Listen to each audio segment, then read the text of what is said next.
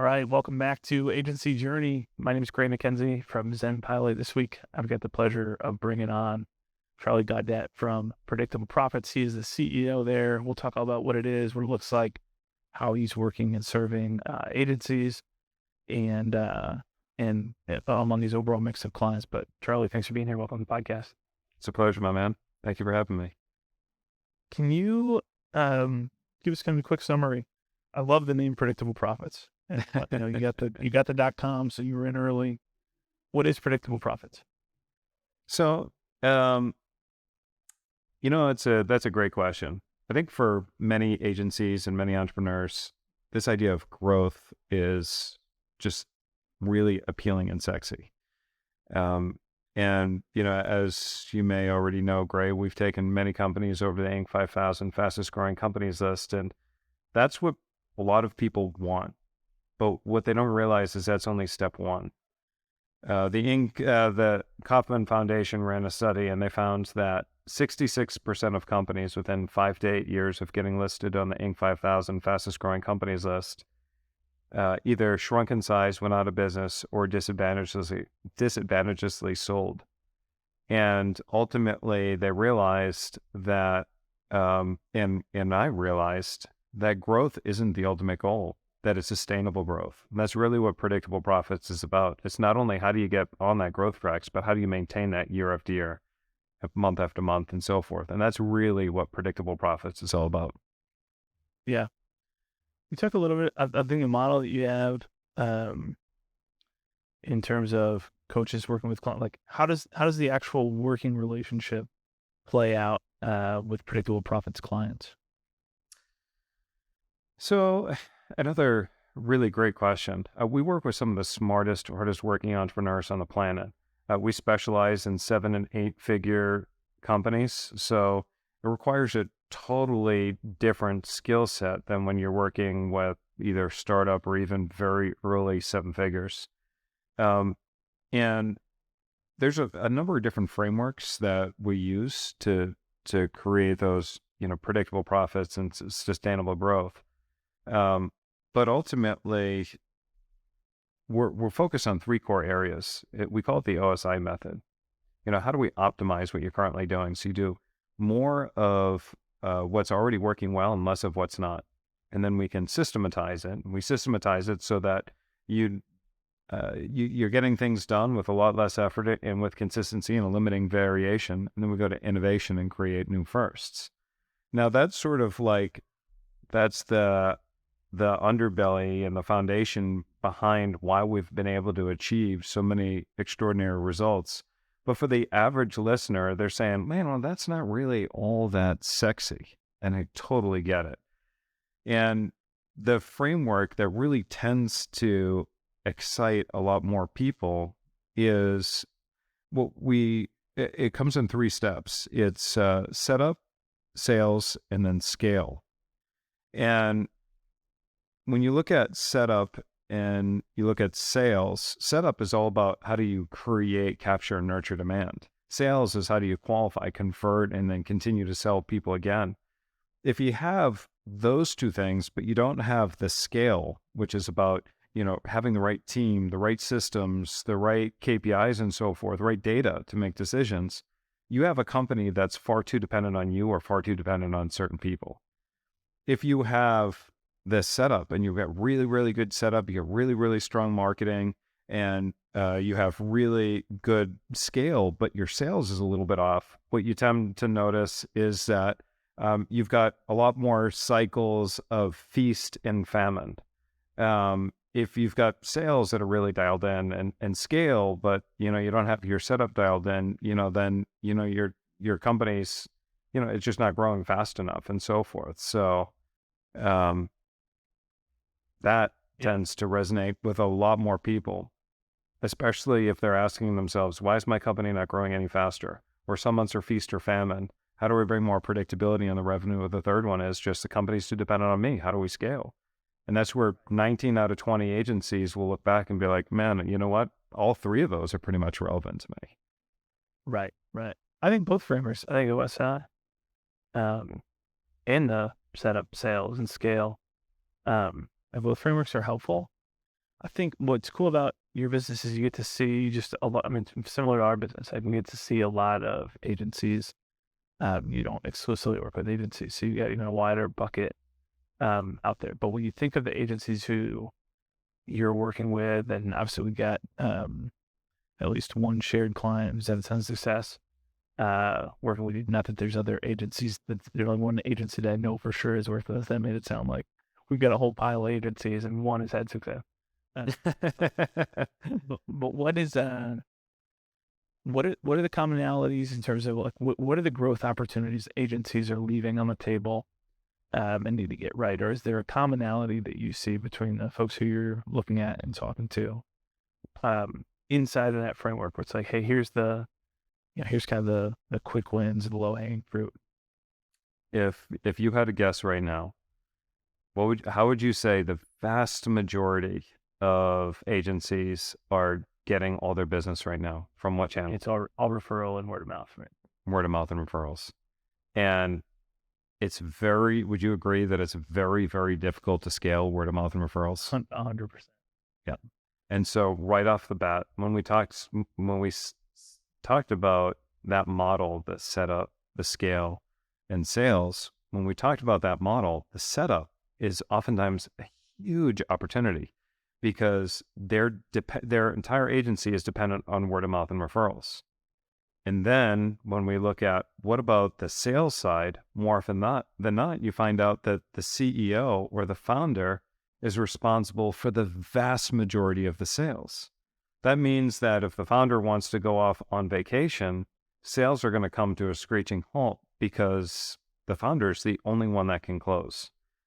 And then, on the scale side, they tend to be doing fairly well for the most part on the scale side in that they have a team is doing really, really well and so forth, but there's sometimes challenges in terms of as a company and the agency grows larger, they lose the line of sight, meaning that the CEO, suddenly you bring in so many clients, you don't know all your clients on a first name basis. You don't know all your clients' problems. You're not able to see what the deliverability is like. And so you begin to see different fires pop up and that there's variation in deliverability and so forth, and it causes other issues. So scale or you don't hold your team to a certain KPI. And with agencies, we notice that there is a massive imbalance in utilization rate, especially in remote agencies where people are coming as part of the team and they just think that, as long as I'm busy, my job's safe. And so they record a lot of busy time, but they're not operating as efficiently as they otherwise should. And there's waste all over the place. So, there's so many opportunities, but I would say the biggest starts with word of mouth and referrals. You just can't fill a pipeline alone with scale on that. So when you're talking to that agency, this isn't the problem that we solve at all. Like we're solving the flip side, but I have those conversations a lot with agency owners. Is the approach, hey, figure out what you're an SEO agency, maybe SEO is challenging for agencies because there are a lot of agencies who are focused on SEO, but there's still plenty of opportunity. If you're a paying social shop, you should run your own ads. Like, is it look at the combination of your skill set and the market that you're serving and where they live, and that's your growth strategy? Or is it like even simpler than that? And you think, hey, cold outreach. There's one specific platform or a couple of specific platforms that most agencies should probably try first as they're transitioning out of being reliant on word of mouth referrals. Probably. Great question. So one of the first places that we'll go is actually to figure out what's your niche and your unique advantage. And I say that because, Gray, the moment we start looking at building in scalable marketing and sales strategies, we're reaching out to a larger audience. And even if we're doing outbound and we're sending out one communication at a time, if I'm too generic, it's going to fall on deaf ears because your inbox, my bet, you're a busy, popular guy. You probably get over 100 solicitation emails in your inbox every single day. And out of the 100, 95 of them are all saying the same thing. And so it's like going to a baseball game. If you're in a baseball game, you know, everything that you hear sounds like just a dull roar. It's all the same thing. Everybody's yelling something slightly different, but it just sounds like the same thing, right? It's just, everything sounds the same. But now imagine I'm 10 rows behind you and I yell, "Gray!" Do you hear that? You do hear that, right? I just cut through all the noise speaking specifically to you. And so the first step is, what's your niche? Now, we worked with an agency several years ago, about 6 years ago, thereabouts. They're doing, just under $1 million, about $1 million a year, thereabouts. They worked with all sorts of people. They work with Coca-Cola, they work with Red Bull, and they just happen to work with a whole bunch of attorneys. So we said, look, you're reaching out to everybody here. Let's look at some of your best clients. Where does 80% of your revenue come from? Where did about 80% of your profits, where do they come from? Where do you get the best results? It came to the fact that they work with attorneys. Attorneys deliver the best. So it's like, okay, we're never in the business specifically of what it is that you deliver. So you're never really in the business of SEO. You're never really in the business of video marketing. You're never in the business of PPC. What are you in the business of? And he's like, well, looking at the testimonials and the case studies and whatnot, we're really in the business of helping our clients increase case values. Awesome. And so we can quantify that. So we said, hey, you know what? Let's position this as you're the company that helps attorneys increase case values by somewhere around 2 to 10 times. And then using that as the nucleus behind the operation, that created a foundation that allowed for massive scale. And he took his company within 3 years from just around that 1 million mark to just over 24. I think it was 24.1 million. And now he's over double that, 6 years later. So all of that started with creating that niche. Now, if I may kind of jump into one thing just to answer another question, when we talk about creating scalable marketing and sales strategies, you may end up talking to another coach that just so happens to be an expert in paid, or an expert in webinars, or an expert in all this stuff. And, it's like, let's go ahead and do this. But when we actually looked at it and we said, what is the best, most efficient way to help an agency owner scale? We realized that there's a sequence of events. Paid media actually comes towards the latter. We want to do outbound first. Because when you look at paid media, for example, paid media, we've got to create the ads that are going to, click. We've got to understand the audience that we're refining, the keywords, a landing page that's going to convert. So we have to make sure we test and get the right offer. Then once they fill the information, the sequences that are actually going to get people on the phone and so forth. So there's so many different parts. Your cost of acquisition initially for that is going to be massive, and the time for you to open up that funnel and get it flowing quickly is a lot. But if we're going to do an outbound campaign, in 1 week you can start driving those calls. But outbound has changed dramatically over the years. As I mentioned earlier, we're hired to work with some of the smartest, brightest people on the planet. They expect us to have all the answers. And in 2018, outbound, the way everybody knew it, stopped working. You just can't go to Zoom Info, download thousands of names, download them in an email software program, close your eyes, cross your fingers, and be like, come on, please. And it works. That doesn't work. You just can't go to LinkedIn, buy a bot, hit, start, and all of a sudden get all these appointments. Like that worked, several years ago. It's not working right now. So outbound has taken a totally different structure and a totally different animal to get it working. But you dial it in and you do it right, you should be setting about 1 to 3 appointments every single day, which might not sound like a lot. But even if you did 1 appointment a day and you average that over a week, that's 5 appointments. 5 appointments, if you can't convert 30% of those, then you've got another opportunity on the sales side. Well, you got to jump ahead and answer like the second half of that question, or the second half of that answer around the channels. I think it's super helpful. One of the common, I think, justifications or reasons for outbound first. Justification sounds like it's not true, and the truth is, You just get a lot of rapid feedback on your messaging. Find out pretty Yeah. quickly. Are people hitting reply, or are they just sending back, I hate you, never email me again. Never, like the messaging is just not, you're going to get some component of that regardless of volume or regardless of how good the messaging is. But if that's at, 60% of the replies you're getting, then the messaging is not right. The audience is right. There's some mismatch in how you're sharing what you do. Go back to the positioning piece that you started with. The thing is if you want to succeed in outbound today, you can't look at yourself as, the frontline person in the army that's just kind of blasting away out in the woods, hoping to eventually, kill an enemy combatant. You have to look at yourself as a special forces sniper. And so, be really specific. It's about, quality, not quantity. And, that while that sounds really cliche, especially if you're a 7-8 figure agency, you have more opportunity available to you right now than you already know. The people who are visiting your high intent pages, your services pages, your testimonials pages, as an example, there are tools and resources available that even if they don't submit their information, you can capture that information. I can say, you know what? Gray MacKenzie from Zen Pilot was visiting my services page. He spent 3 minutes and 30 seconds reading all the content. I'm going to reach out to him right now. Right. So there's an opportunity that I can go ahead and I can reach out to you.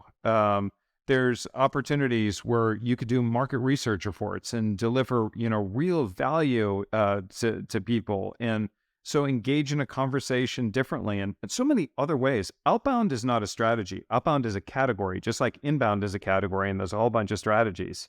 So outbound is a category too. You hear people say, outbound doesn't work. Well, yeah, if you're doing a LinkedIn bot or the way you've done it in the past, of course it doesn't work. It's only a category. There's so many different strategies. And when they dig down into it, they realize, okay, maybe it does work. There's a lot of opportunity there. I want to talk a little bit about your growth at Predictable Profits. You be curious to so what I've seen from you so far is a really dialed in, pretty sophisticated approach to partnerships. Yeah. And I assume that drives a big chunk of the business. I assume there's an element as well that is inbound and through the podcast and the marketing materials and all the stuff that you guys put out in the book, and all the different pieces and marketing assets that you have out there. Why or where did this, I don't know, feel like on the other side of it, it feels like there's a heart for partnerships, but where did the approach that you've taken to partnerships come from? So believe it or not, I actually started when I was 23, 24 years old. So I was at the time building a real estate development company, and I found myself in over $1 million in debt. And I was paying double-digit interest rates on that debt. And I really didn't know what I was doing at the time. Believe it or not, I bought this tract of land. I knew I had to build a road and neighborhoods and the whole deal. And I didn't know what I was doing. So I went to Barnes & Noble to read, what am I supposed to do? What's the first step? What's the second step? And I built an entire development from one book that I got at Barnes & Noble's. Now, but along with that, I didn't know what I didn't know. And because I was in a situation where I needed to make money, I looked at how people would buy a house from me, and then they would all of a sudden buy so many other things. They would buy furniture, they would buy fans, plumbing accessories, like high-end fixtures and alarm services and whatnot. And I stopped and I thought about it, and I was like, why can't I have all these buyers? So I started going to all these other vendors, and I said, hey, if I could negotiate a preferred deal for my buyers, whether you give them a discount or a bonus, and I sent them over to you, would you give me a small percentage of the commission? And for most of these people, they're like, wow, never even heard that before. So yeah, no problem. Let's go ahead and let's do it. So I formed all these relationships with anybody and anything from driveway seal coating companies to, this is back in the day when plasma TVs were big, like plasma TVs, home theater, alarm companies, You name it, I formed relationships with these people. And then before long, I was getting tens of thousands of dollars every single month that was being sent to me over and over and over again. And I didn't think I was doing anything different until one day, the principal of a big accounting law firm out in Boston showed up unannounced on my doorstep, knocking on the door. And he says, hey, the principal of a big Boston accounting company knocked on my door, and he says, Charlie, we need to talk. And, I'm like, oh my God, my heart's pounding out of my chest. I let him in. He sits down at our breakfast table and he says, what are you doing? I said, what do you mean? And he said, you've bought your property for fair market value. You're selling it for fair market value, but you have one of the highest profit margins in the entire industry. And I can't figure out what the heck you're doing. And when I told him about these partnerships, he's like, oh my gosh, that is amazing.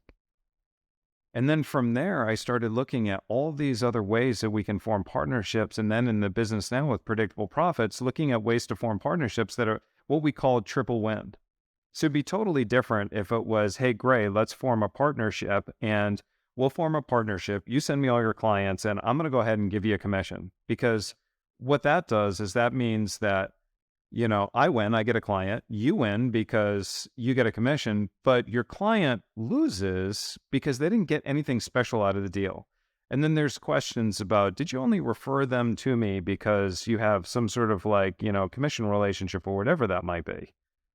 So instead, it's like, well, how do we do this so that everybody wins? How do we do this in a way so that your clients get an advantage that nobody else gets? And And so all of that kind of works out. So it's a triple win and everybody wins at the end of the day. And when you form these partnerships, and this is a beautiful thing, like we've got partnerships with some of the largest business media organizations in the world, and they send tons and tons and tons of deals our way. And when that happens, you make one sale, and that one sale predictably brings you, it could be dozens or even hundreds of opportunities every single month. And partnerships are an extraordinary way to shortcut the buying cycle. Because I'm going to give you a little bit of verbal vomit, and pardon me for this because now I'm getting all geeked out. But, the average person today is looking at 27 different sources of information before making a buying decision. 27 different sources. We used to think that the buying funnel was a straight path from top of funnel all the way down to bottom funnel. Yet that whole model was generated in the late 1800s. The reality is that it's a lot more messier. They cycle through this exploration and evaluation 27 times before finally making a buying decision.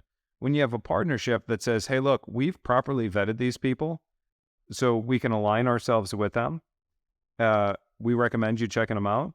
Now, you've built a moat around yourself. And they're like, you know what? Hey, if Gray says these guys are good, I like Gray, I've trusted Gray, then I'm going to go ahead and I'm going to do some business with them. And when you can form that type of partnership with other vendors, super, super powerful way to grow and scale your company. I had no idea about the backstory with all the partnerships. That's an awesome first introduction, initiation into the power of partnerships. But it shows up in what you're doing now. And so I think just to put some kind of meat on the bones around what that triple win looks like for people, we talked about an example of, hey, if it, like as a client benefit, every one of your clients gets this, consulting session or free coaching session or whatever. Yeah. What are some ways can be real world, like your example, I think is a great model, but I'm thinking as a listener, thinking about this, how can I envision that? Or what are the types of partnerships that would make sense in an agency space? Have you seen anybody do that really well? Are there any ideas that seem like this is a no-brainer? Why does this email marketing agency not have a direct relationship with this Facebook ads agency and have some kind of benefit like that? Are there any examples or ideas that you have there? Yeah, we have a client, extraordinary website developer, does real high-end type projects. And he aligns himself with other companies like branding agencies. And the branding agency is like, look, we can go ahead and we can build an awesome brand, but now you have to go ahead and you've got to revamp your website. But if you've ever noticed, if you've ever built a house before, You have the architect that creates these wonderful plans, and you hand them to the builder. But then the architect and the client have shared a vision. The builder and the client, they're trying to convey the vision, but there's always little hiccups and things that come in the way. And so in this particular case, he's like, look, we have a relationship. The website guy was like, we have a relationship with the branding agency. And so we'll work behind the scenes at no additional cost to you to make sure that everything is seamless, that you get the website exactly as it's laid out, that the branding agency signs off on it, it's perfect, and blah, blah. And so it's a very efficient, easy, seamless, headache-free type of experience ongoing. And then you can have SEO agencies that partner with PR agencies, where the PR agency goes to SEO agency and says, look, you can only get so far with the backlinks that you get on these different blogs. But what if I could get you backlinks on CNN, New York Times, and so forth? How much more powerful would that help you get better rankings? Wow, that's awesome. Let's go ahead and do this. Or you look at pay-per-click companies. Pay-per-click companies, oftentimes SEO and pay-per-click, they're the same one, but let's say they're different for a minute. SEO and pay-per-click companies, they're both in the business of traffic. And the SEO company can share data with the pay-per-click company that can then make sure the pay-per-click company is more efficient and vice versa. Or you have a lot of web companies, small web agencies that get these opportunities to build, websites that might have 2 million SKUs in one example with another client, but they're not set up to handle a company with an opportunity. So in the past, they just let them go. But what if they found a partnership with an other agency that is set up to do these 2 million SKUs? And then all they are is the project manager in that relationship. And so make it seamless. There's so many opportunities that agencies can have to partner with each other and other companies. Those are great examples. I'm going to give you one interesting part, though. Hit me. Where a problem often exists when you try to form a partnership is to say, hey, Gray, here's the deal. Why don't you refer people to me? And that would be awesome. I'll give you a commission, and woohoo, we'll high five and we'll celebrate and we'll dance kumbaya around the fire and everything will be great. But those relationships don't last too long initially, and because you're busy building your business, and there's always these concerns about, it's not, the commission is nice, but it's more important to me that my clients get a good experience and so forth. But if you change it around a little bit and you go, you know what? If I want to partner with you, Gray, as an example, I said, what are the KPIs that are most important to you? And you might say something like, retention is really important to me. It's really important to me that my clients are, that they feel like they're growing and so forth, or whatever that might be, or the NPS score. So if you want to partner with another company, find out what KPIs are most important to them, and then see how you can make a meaningful difference into those KPIs. That's how you go from I'm just an affiliate to now I'm a pillar within their organization. There's a lot to dig into there. I think figuring out how you find the partnerships. There's so many partnership opportunities. How do you find and prioritize the ones that are most impactful for the business? I mean, there's a lot of different. So I think your point is super well taken.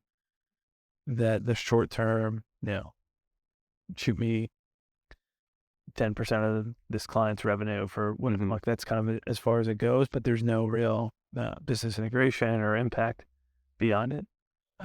Those are easy to set up, but maybe 2% of those actually do any meaningful traffic and there's any activity happening there 6 months later. And I've experienced that firsthand for sure. And then the more meaningful relationships, there's almost always totally a deeper level of integration between some businesses where, I think the most powerful ones are the ones where folks have felt the other end of the service. And there's a lot of opportunities for that. We've got a client who's great, awesome marketing agency who's been around for the last 11 years or whatever, and we're friends for a while. They became a client, and it's easy. They know everything that we do. So when we look at hey, we need an agency to help with a specific project. It's like, hey, you guys already know all the ins and outs of what Zen Pilot's all about. It's much easier to go work with an agency who've experienced it. That's not going to be every case in partnerships, but in the cases where it is possible, and super helpful. Yeah. I wanted to mention the book before we wrap up, and I know we're 10 on time, so I'll get you out of here in time, Charlie. But talk to me about the book. What was that process like? What's the experience been like publishing? So I wrote a book called The Predictable Profits Playbook, and it's funny. The reason why I wrote the book actually was way back in the day, listening to Dan Kennedy, who's one of the, original marketers. And he brought up a good point. And he said, look, if you think about the most influential people in the world, dead or alive, there are two things that you're going to see they have in common. Number one, they're public speakers. And number two, they either have written a book themselves or they have one written about them. And I thought about that and I'm like, wow, actually, that's true.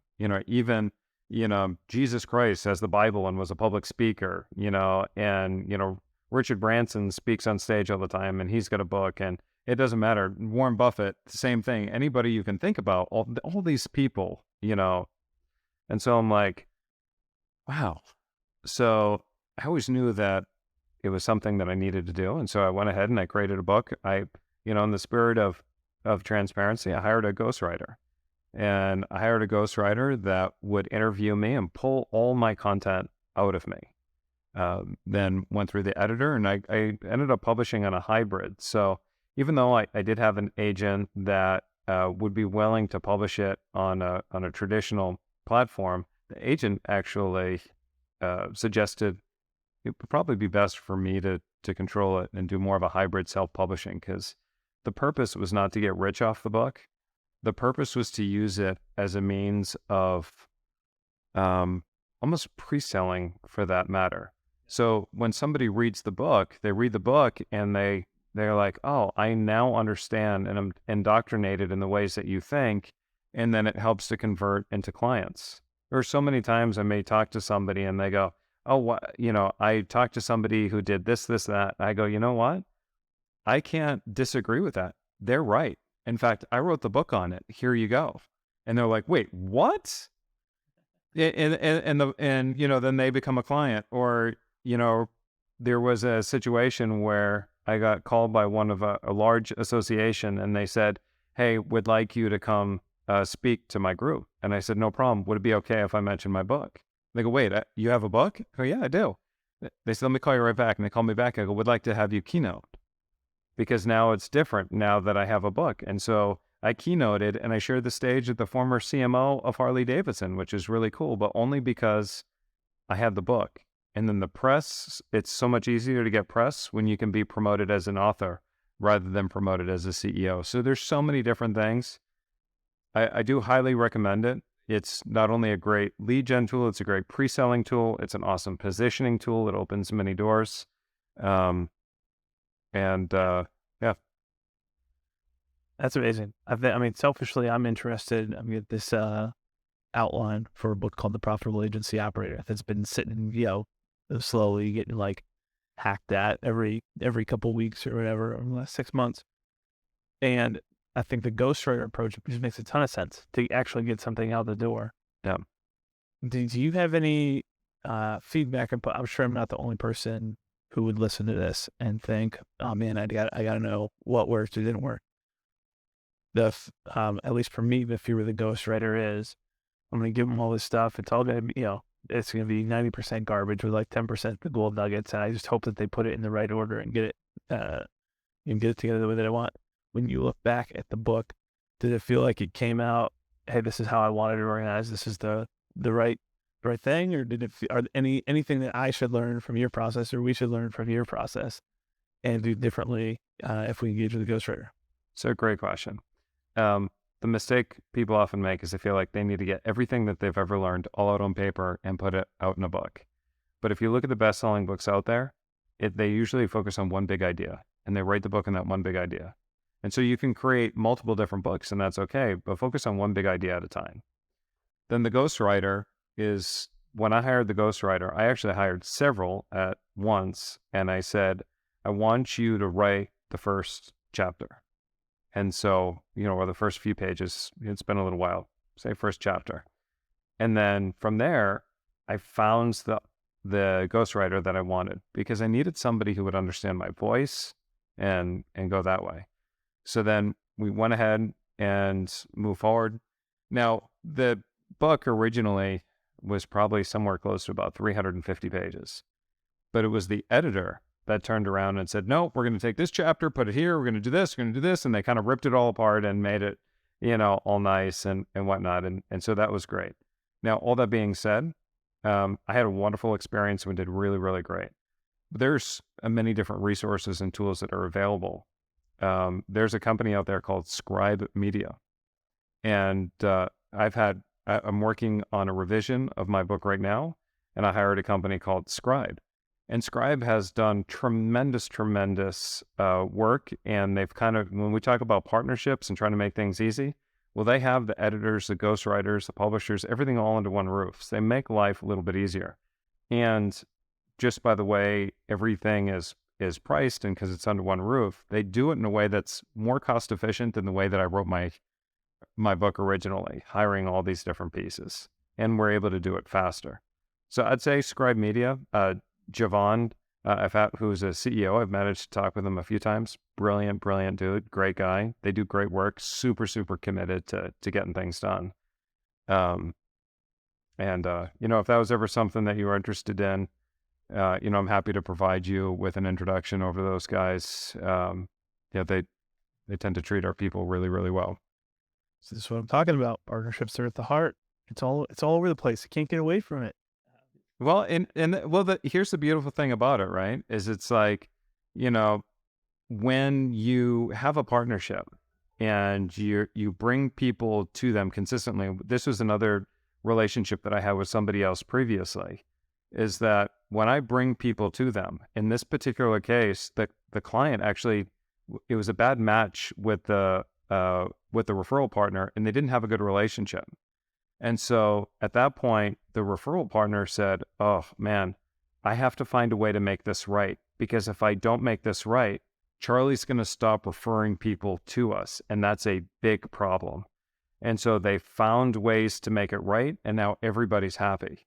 But, there's so many benefits to when you create a real strong partnership, and that there's going to be wins in there, versus if it was just, hey, go work with them, then if it doesn't work out, it's kind of like, yeah, whatever. So anyway, a bunch of verbal vomit there.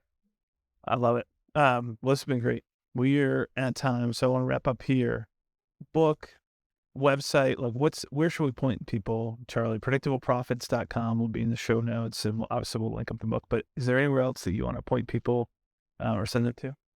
No, I would just say best place to check us out is predictableprofits.com. We're constantly adding different resources and whatnot. We've got a podcast called the Beyond Seven Figures Podcast. That's where you see Gray on the podcast there. So, the Beyond Seven Figures Podcast is definitely something that I'd recommend people to. But yeah, predictableprofits.com is the best place to start. That's awesome. Well, this has been great. Thank you so much for your time and sharing with us, Charlie. It's a pleasure. Thank you.